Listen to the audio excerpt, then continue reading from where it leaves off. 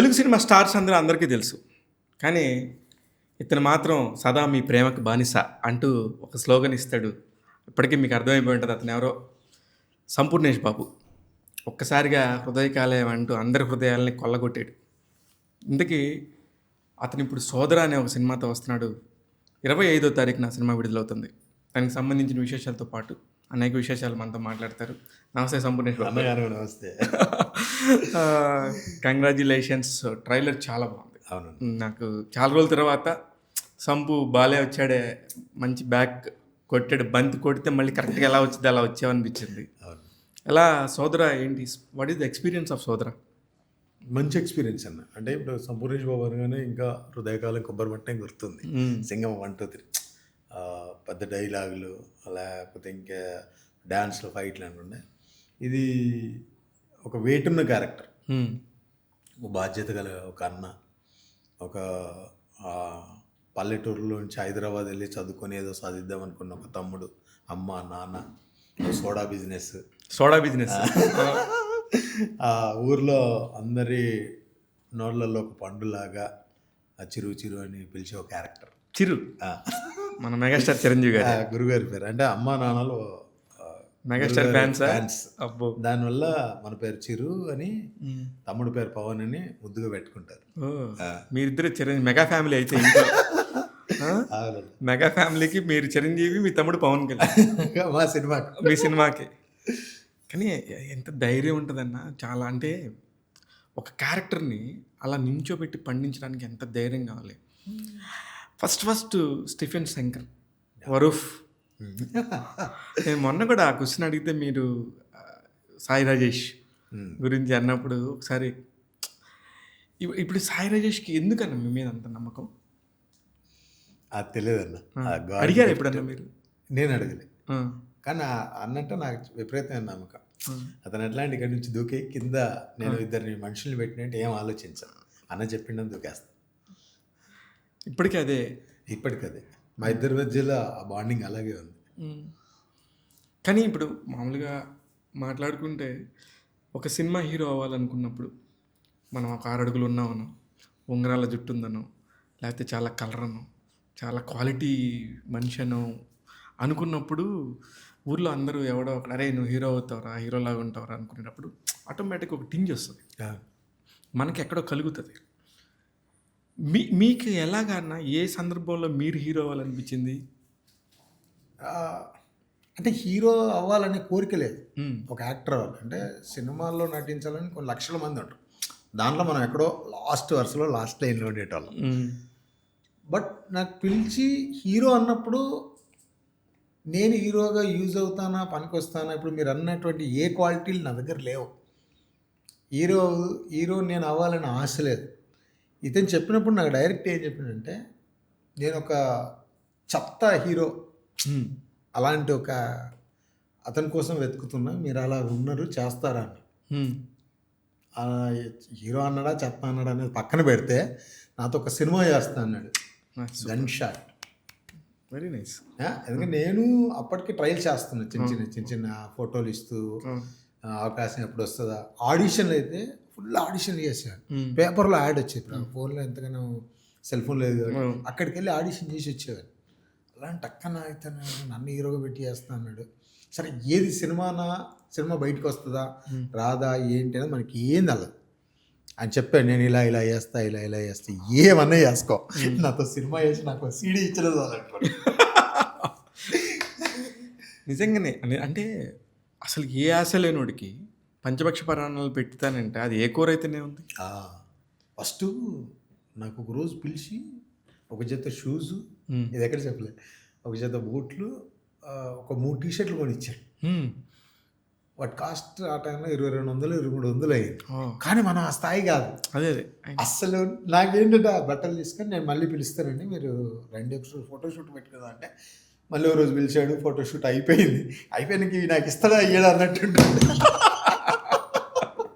ఆ ప్రెషర్ అంటే ఇంత మంచి కొనిచ్చాడు ఫోటోషూట్ అన్నాడు అంటే మనకు తెలియదు. ఇప్పుడు మనకే ఉంటాయా, లేకపోతే అయిపోయిందన్నా ఏం చేయలేదు. అంటే ఆ స్థాయి ఉంది.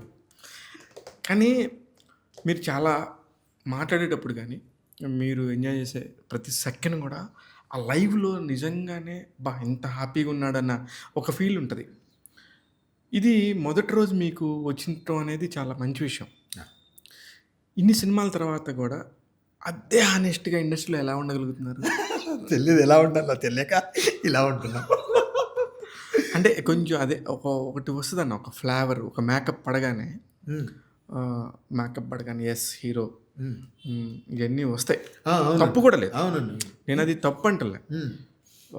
ఆటోమేటిక్గా ఒక స్థాయి పెరిగింది, ఒక ప్రమోషన్ వచ్చిందన్న ఫీలింగ్ ఉంటుంది. ఈ ఫీలింగ్ని మీరు ఎప్పుడు అనుభవించారు? నాకు ప్రమోషన్ వచ్చింది అని.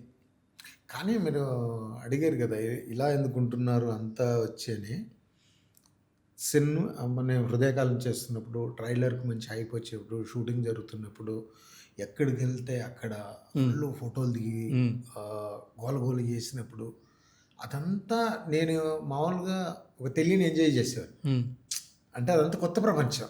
సడన్గా మనకు హైదరాబాద్ అంటే ఏం తెలుసు, ఏదో నా బంగారు ఆభరణాల కోసం సికింద్రాబాద్ రావాలి, జనరల్ బార్లో వర్క్ చేసుకోవాలి, అక్కడ కాని పని ఏదైనా ఉంటే ఆపోజిట్లో కుండల్ బజార్ అక్కడ వర్క్ చేసుకోవాలి, ఈ రెండు దగ్గరలో కాని పని ఉంటే చార్కామన్ వెళ్ళి చార్కామన్లో పని చేసుకొని మళ్ళీ జూబ్లీ బస్ స్టాండ్కి సిద్దిపేట వెళ్ళిపోవాలి.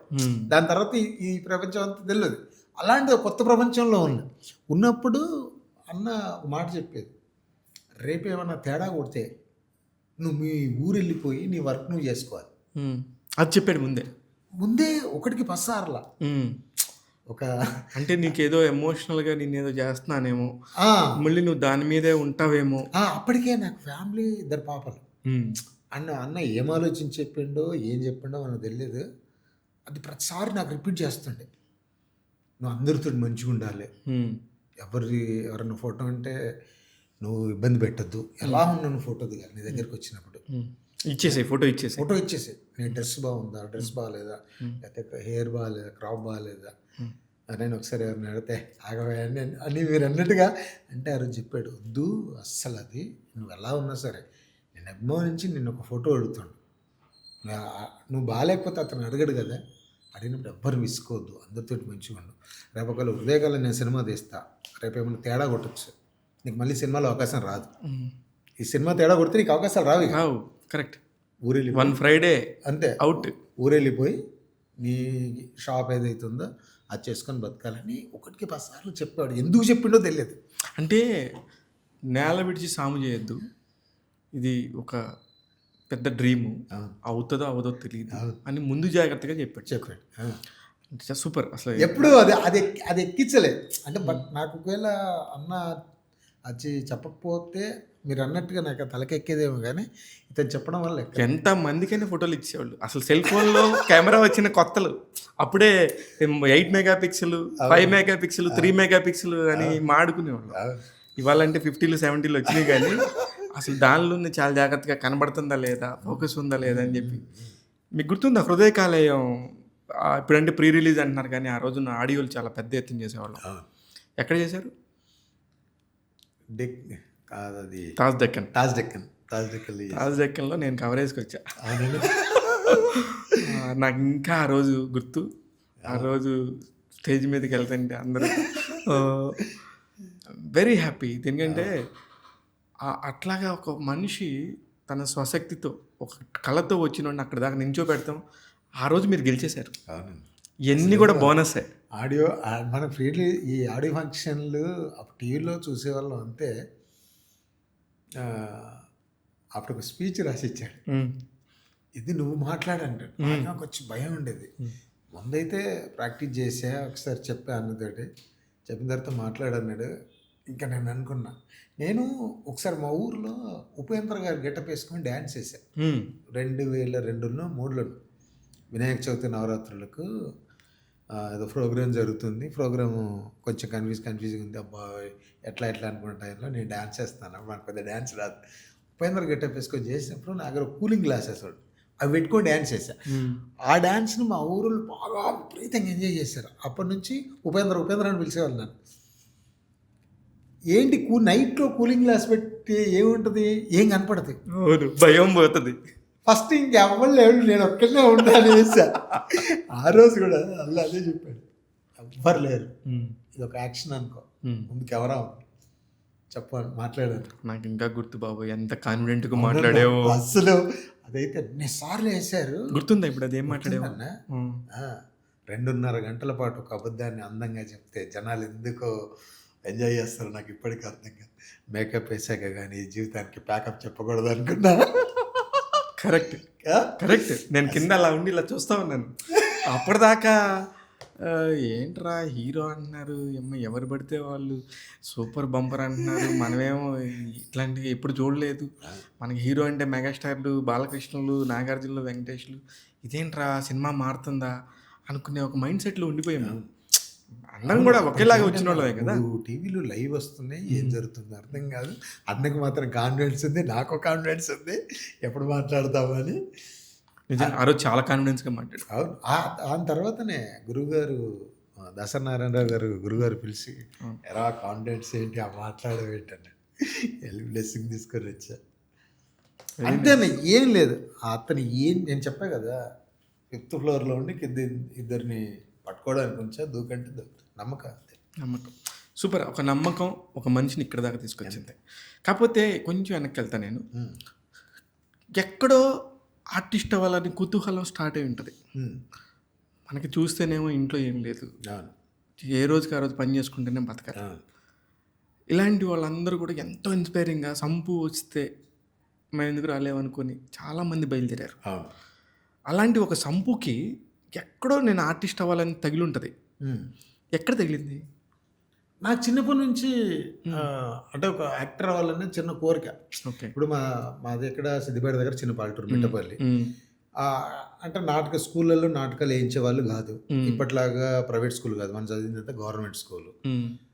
సాయంత్రం 4 గంటలకి బయట పెట్టిన తర్వాత వచ్చి రాత్రి ఏదన్నా ఊర్లో వీధి బాగోతలు ఆడితే పొద్దున 4 పిల్లలు కలిసి ఆటలు ఆడుకునేవాళ్ళు. ఆడుకొని అలా అలా అలా అలా పెరిగి కొంచెం పెరిగినా కానీ ఏంటి, ఆ టైం మన సినిమా చూడడానికే డబ్బులు లేదు.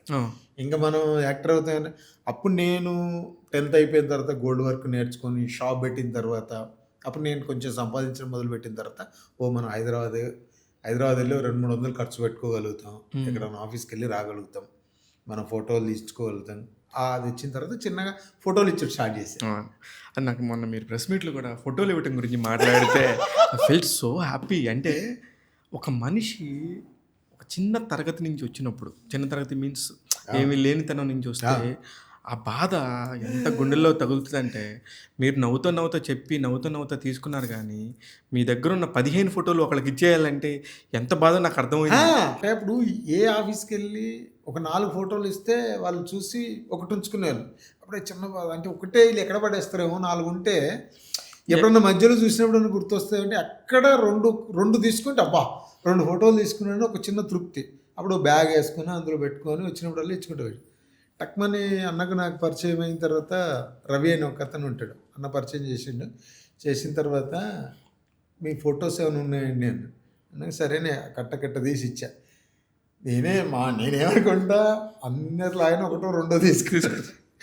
అన్నీ చూశాడు. 25 ఫోటోలు అన్న, దాదాపు 10-12 డిఫరెంట్లు ఉంటాయి. అన్నీ చూసి ఈ ఫోటోలన్నీ నాకు ఇస్తారండి అన్నాడు. ఇంకా మనం ఏమనలేం కదా, అడగకడగ ఒక వ్యక్తి 25 ఫోటోలు అడిగాడు. సరే అన్నా, నేను మళ్ళీ మీకు ఇస్తానండి, నేను మొత్తం తీసుకొచ్చండి. తీసుకోండి సార్.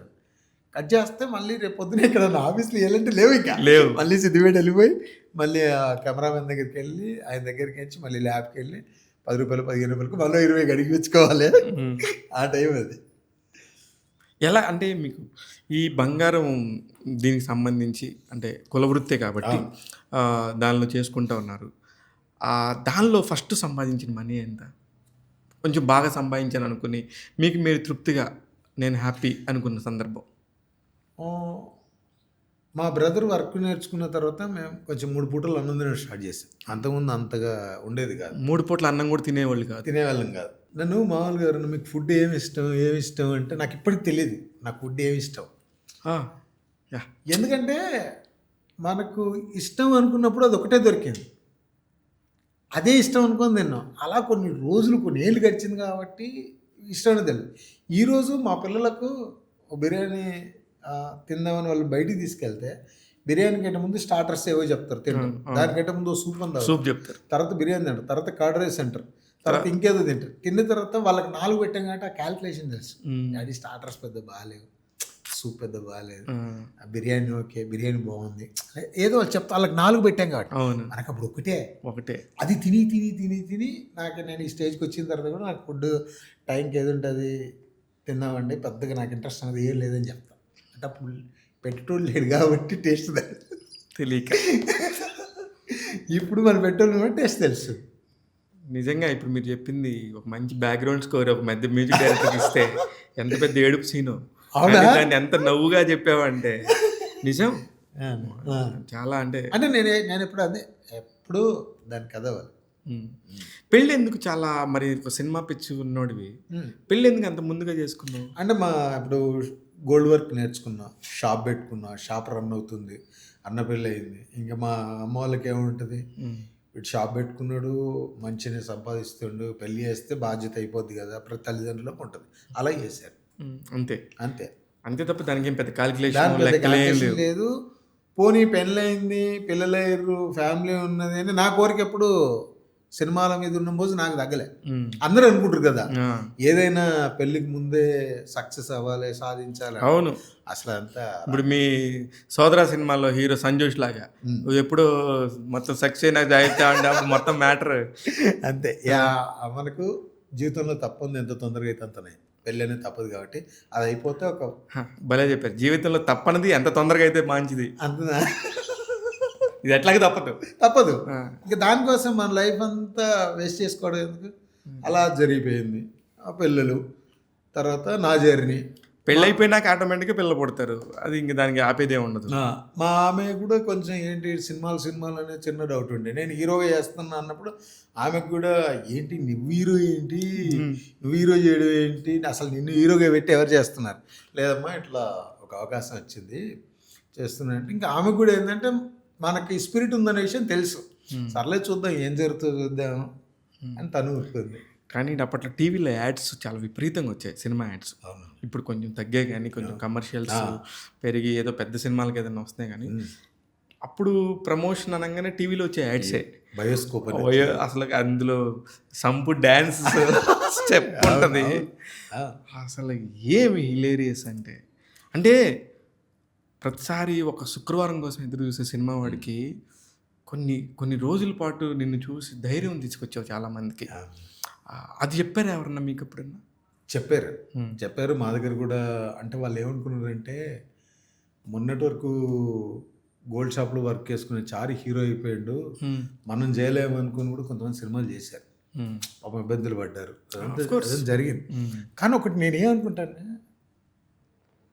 మనం ఒక ఇమాజినేషన్లు ఉంటే గన్ షాట్ అవుద్ది. ఇప్పుడు ఏమంటారు, కళలు కనొద్దు కావు అంటారు. నువ్వు కన్నది కలే కదా, అయిపోతే నష్టం ఏంటి? కరెక్ట్, కలాం లాగా కళలు కనండి. ఇప్పుడు అంటే కాలేదు, దాని నష్టం అయితే లేదుగా.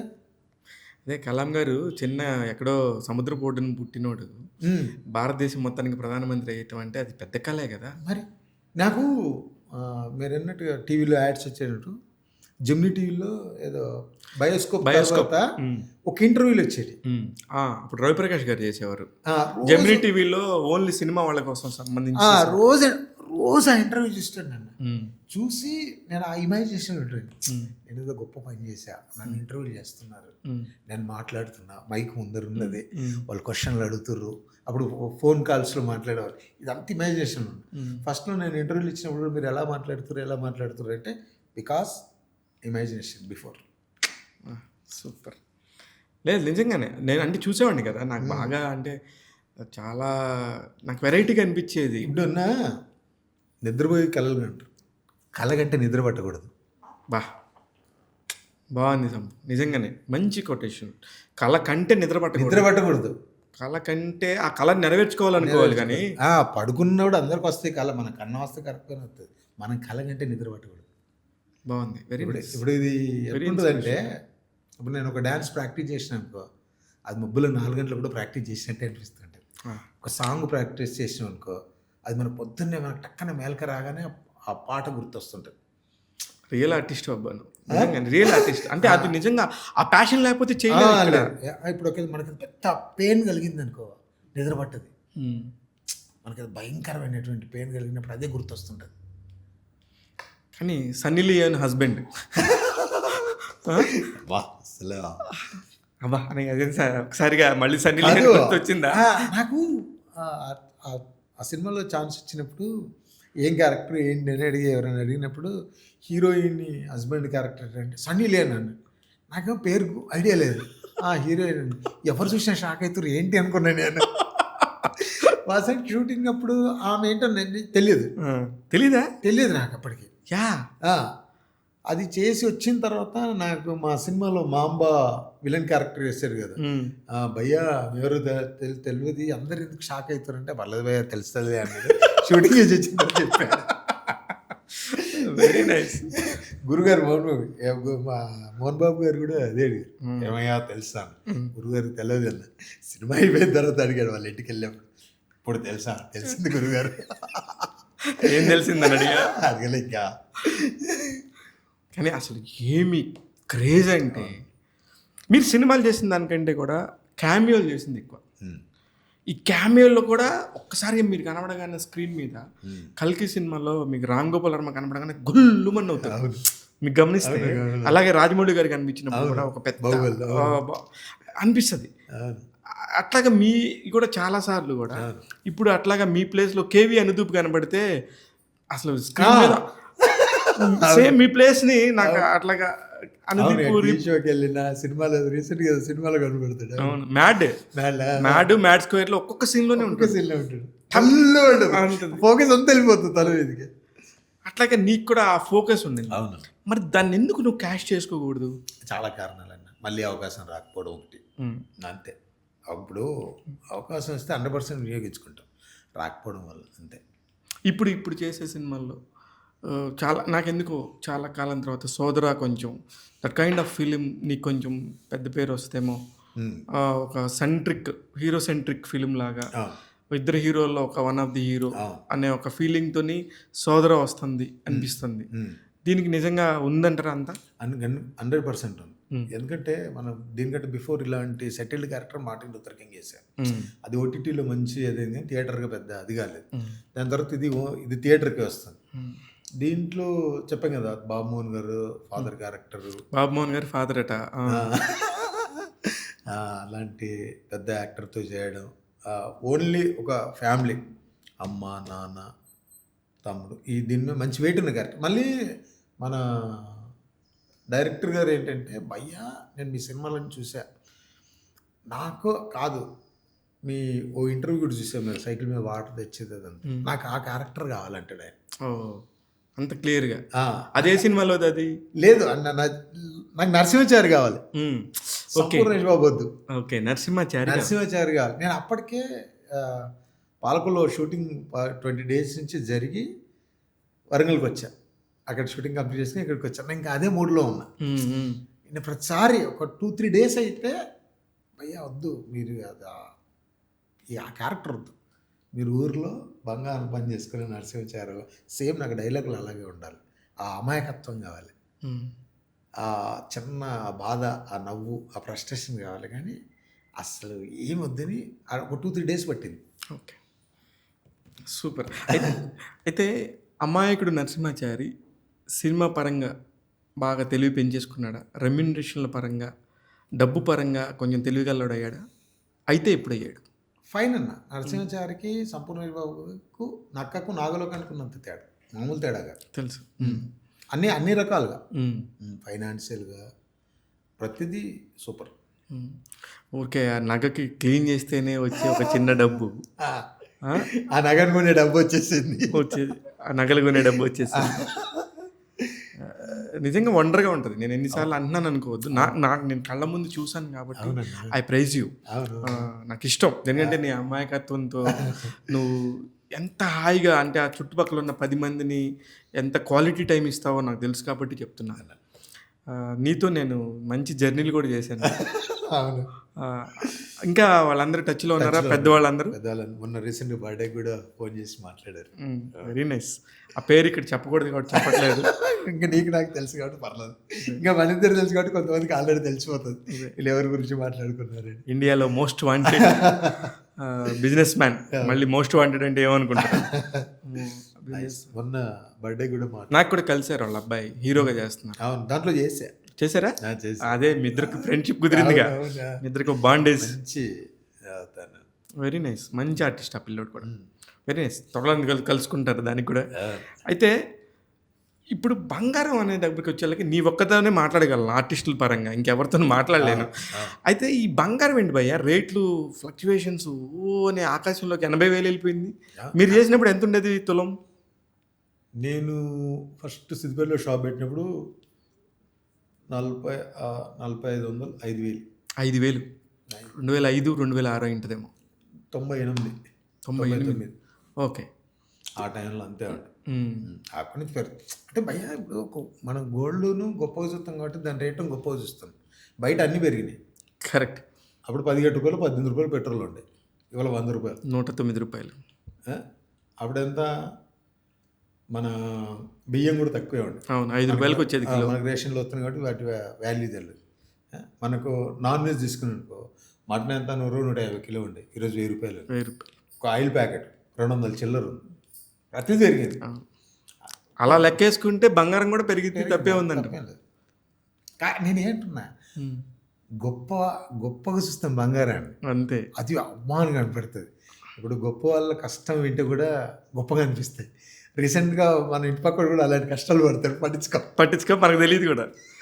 అదే గొప్పవాడికి కష్టం వస్తే మనం కూడా గొప్పగా బాధపడతాం. వాళ్ళ స్థాయిని బట్టి మనం బాధపడతాం. ఇప్పుడు ఇన్ని సంవత్సరాల సినిమా అనగానే ఒక పక్క అప్రిషియేషన్స్ ఉంటాయి, పొగడ్తలు ఉంటాయి, అలానే విమర్శలు ఉంటాయి, బాధాకరమైన పరిస్థితులు ఉంటాయి. మీ జీవితంలో అత్యంత పొగడతేంటి భయ్య, మీరు అనిపించింది అరే దిస్ ఈజ్ ద డే, ఈ రోజురా నేను గెలిచాను నరసింహాచారి అని నీకు నువ్వు అనుకున్న రోజు ఏంటి? హృదయకాలం రిలీజ్ అయినప్పుడు. అసలు అంతకంటే దాని తర్వాత చాలా జరిగాయి అనుకో. అది రిలీజ్ అయ్యి గోల చేస్తుండ్రు, ఇవంతా ఒక 1 వీక్ 10 days ఏదో జరుగుతుంది మనకు తెలియకుండా. హృదయకాలం ఎక్కడికి వెళ్ళినా, హృదయకాలం ఊరికి వెళ్ళిన రాత్రి 1 గంటకు జనాలు, అతి అసలు జీవితంలో గొప్ప. ఇంకా అది ఉంది కాబట్టి దాని తర్వాత చాలా జరిగాయి. అంతే, దాన్ని మించింది అయితే ఏం లేదు. నిజమే, చాలా విజిట్. నేను first love, first kiss, first film అవేవి లేవు కాబట్టి ఇది అందించింది మనకు. నేనే సంపూర్ణ సాంగ్లు 45 నిమిషాలు సింగిల్ స్టెప్ వేయాలి, 45 సెకండ్లు. 40 సెకండ్లు వేయాలి. డాన్స్ ప్రాక్టీస్ పాపం హరి మాస్టర్ అని ఉండే, అతను ప్రాక్టీస్ చేయించినప్పుడు కూడా సార్ మనోడు వేయలేకపోతుండు, వద్దండి 2 కట్లు వేద్దాం అన్నాడు. Ration never. ఎంతసేపు అన్నాడు. లంచ్ అయిపోయింది 1:30 నుంచి సాయంత్రం 6 అయింది. మనం 30 సెకండ్ల కాడనో 40 సెకండ్ల కాడనో అయిపోతున్నాం. 40 సెకండ్లు ఉంటుంది. అసలు ఇంకా డాన్స్ చేసేసి వాంతి చేసుకున్నాం. రాషన్ వాళ్ళ నాన్న, అమ్మ, అక్క అందరూ సెట్లో ఉన్నాయి. వదిలే చేస్తుంది కదా, 2 సార్లు 3 సార్లు తీసుకో, అవుతలేదు అన్నగానే వచ్చి నెవర్ 40 సెకండ్లు ఎంతసేపు అన్న కానీ అని రాయేష్ అన్న గట్టిగా పట్టుకొని కూర్చున్నాడు. నాకేం అవుతలేదు.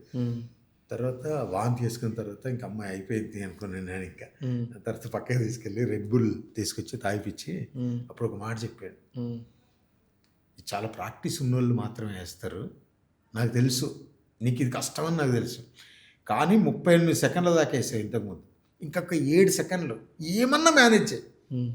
నీకు ఒకవేళ ఆ టైంలో నీకు డ్యాన్స్ గుర్తు రాకపోతే ఏదో చెయ్యి, కానీ డ్యాన్స్ ఆపకు. 45 సెకండ్ మాత్రం నాకు కావాలి అన్నాడన్న. వెనక బ్లాస్ట్లో అప్పటికి చాలా క్రిటికల్లో డబ్బులు పెడుతుండ అన్న. సరేనా ఈసారి చేస్తా అంటే ఇంకేమన్నా చేయలేడు, కానీ ఆగకు అన్నాడు.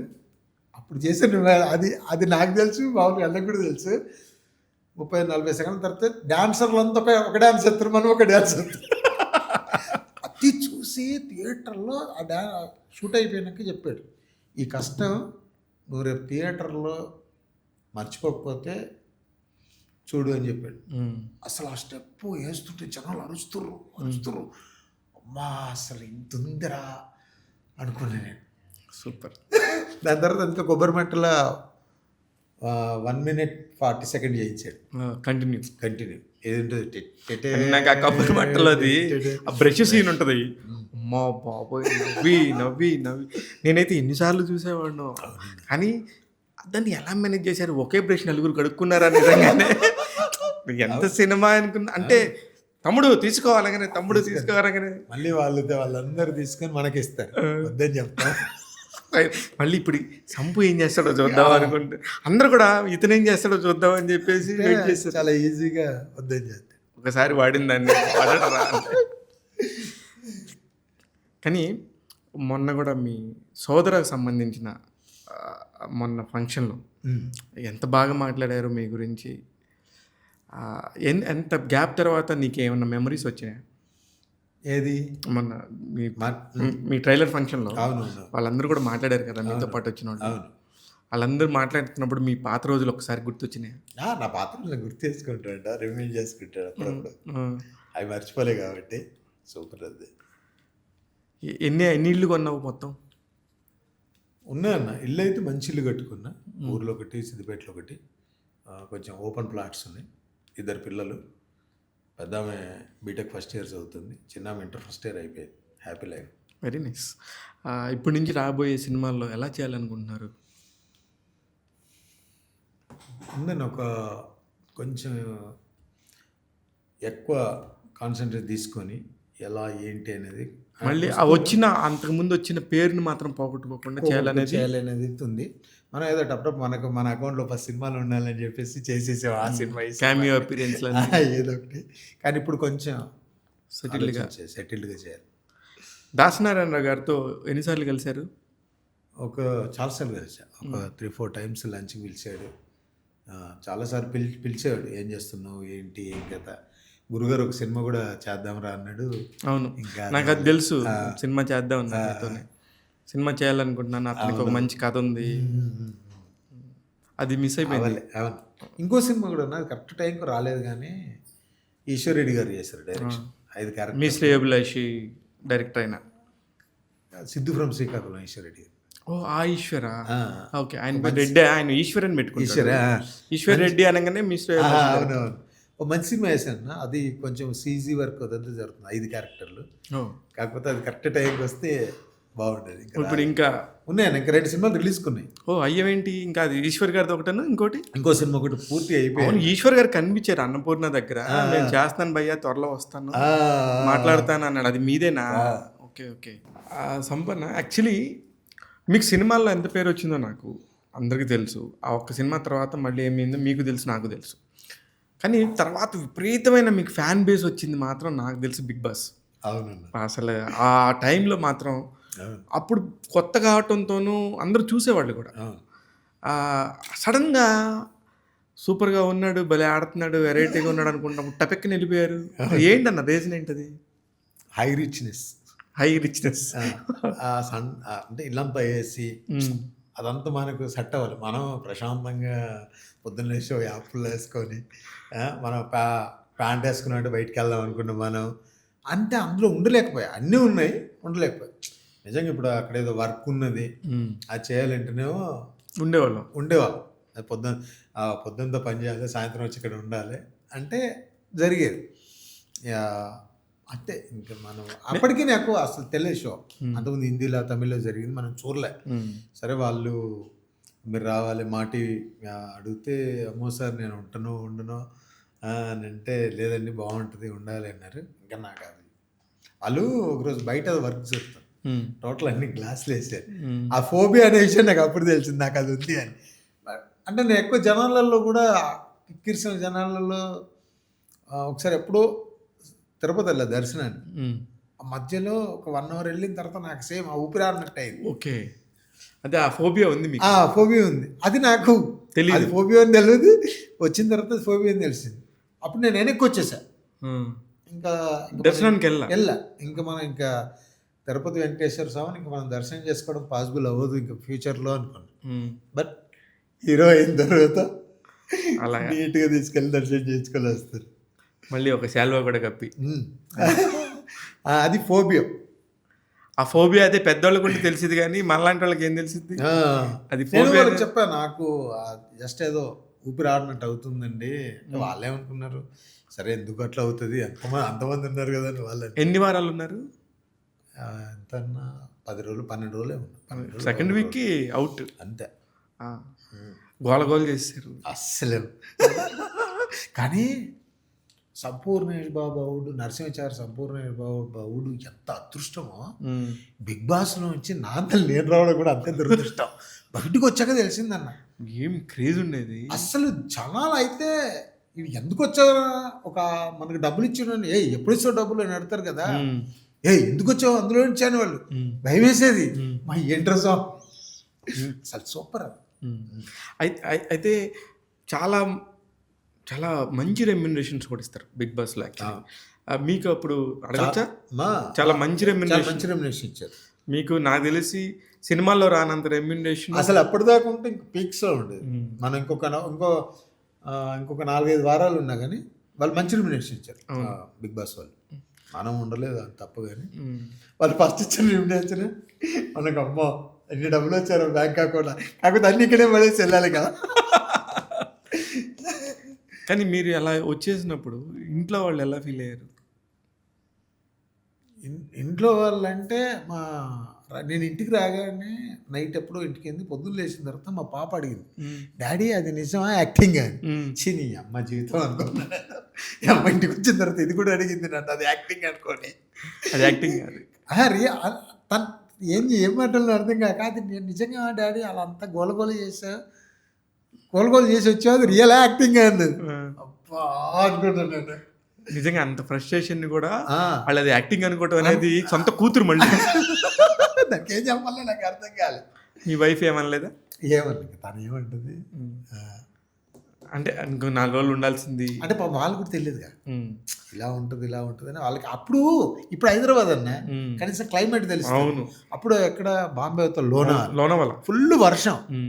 అసలు వీళ్ళు ఇంకా శివన్న సమీర్ అన్న వీళ్ళంతా ఉన్నాం, వాళ్ళే ఒక 1 month దాకా ఎండని చూడలేదంట.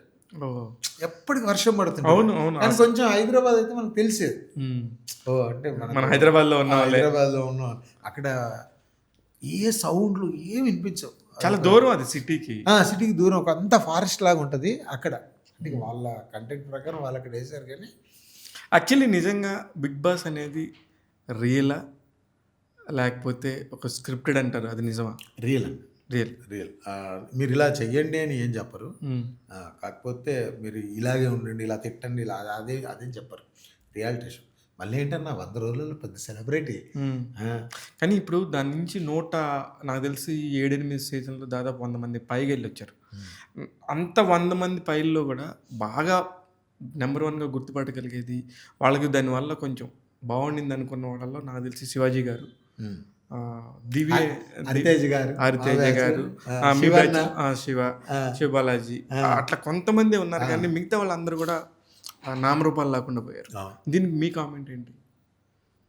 దానికి ఏం చెప్పలేను, నాకు సమాధానం లేదు. అంటే ఎందుకు అంటే వాళ్ళ జనాలు అట్రాక్ట్ అవ్వలేదా, చేయలేదా,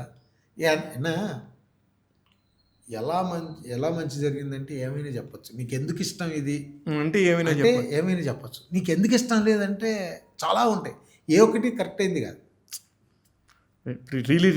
రిలీజ్ అనేది బాగా ఒక కల్చర్ నడుస్తుంది. మళ్ళీ హృదయకాలయం రిలీజ్ ఏమైనా జరిగే పరిస్థితి ఉందా? May 9th బర్త్డే ఉందన్న, మేబీ జస్ట్ ప్లాన్ చేద్దాం అనుకుంటున్నా. ఆ టైం May 9th మళ్ళీ ఒకసారి థియేటర్లో ఒకసారి ఊపు. మెగాస్టార్ గారిని ఎన్నిసార్లు కలిసి ఉంటావు? 3-4 times కలిసి. ఆ పెద్ద డైలాగ్ చెప్పినప్పుడు ఒకసారి చూపించా, వెరీ గుడ్ అమ్మా. ఒక్కసారి ఆ డైలాగ్ చెప్పరా? పెద్ద డైలాగా,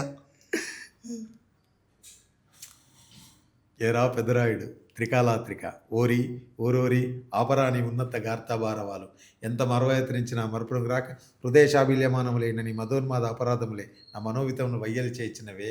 అహో క్షీరావారాచి జనతారక సుధాకర్ కొనిదెల నందమూరి అక్కినేని గట్టమునేని మంచు దగ్గుపాటి వంశ సముత్పన్న మహోత్తమ మహానట పరిపాలిత చిత్ర సామ్రాజ్యమున నూతన వారసుడినై నిజభుజ వీర్య ప్రకంపిత చతుర్దశ భూన సూర్యవరేణులకు భ్రాతా సమానులైన చతిష్ఠి పుత్రులు కనిజుడనై సింహపురి తీరమును జన్మించి భరతఖండమున సకల జనులచే పరమ పావనిగా కీర్తించబడుతున్న మహోత్తమ మహిళాయి పతివ్రత పండునకు పుత్రుడనై మానధనుడనై మనగడ సాగించు ఇలా మామూలు లేదు, ఎక్స్ట్రాడినరీ, ఫెంటాస్టిక్ అన్న.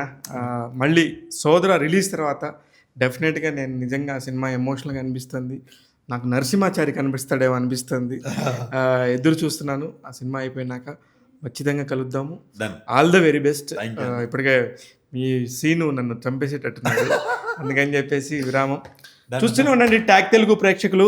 ఇట్లాంటి సూపర్ టాలెంటెడ్ పర్సనాలిటీ, మనం అందరం అనుకుంటున్నట్టు నవ్వుకునే వ్యక్తి కాదు సంపు, ఎంతోమందికి ఇన్స్పిరేషన్, ఎక్స్ట్రాడినరీ పర్సనాలిటీ. నేను వ్యక్తిగతంగా అతన్ని చాలాసార్లు కలిశాను. అందుకే ఇట్లా ఉండటం అనేది చాలా తక్కువ మందికి జరుగుతుంది. హ్యాపీగా ఉండండి, ఆనందంగా ఉంటారు. కళలు కనండి, నిద్రపోవద్దు అంటున్నాడు. చూస్తూనే ఉండండి ట్యాగ్ తెలుగు. నేను మీ శివ మల్లల. ట్యాగ్ తెలుగు ప్రేక్షకులందరికీ నమస్తే అండి. ఈ నెల 25న సోదర అనే మూవీతో మీ ముందుకు వస్తున్నా. ఫస్ట్ నుంచి హృదయకాలం అనే సినిమా నుంచి ఒక చిన్న నటుడైనటువంటి నన్ను ఆశీర్వదించినటువంటి మీ అందరూ 25న సోదర మూవీని కూడా అందరూ ఆదరిస్తారని అందరి హీరోల అభిమానులకు పేరు పేరున ధన్యవాదాలు తెలియజేసుకుంటూ సదా మీ ప్రేమకు బానిస మీ సప్పునేశ్వరం. Thank you.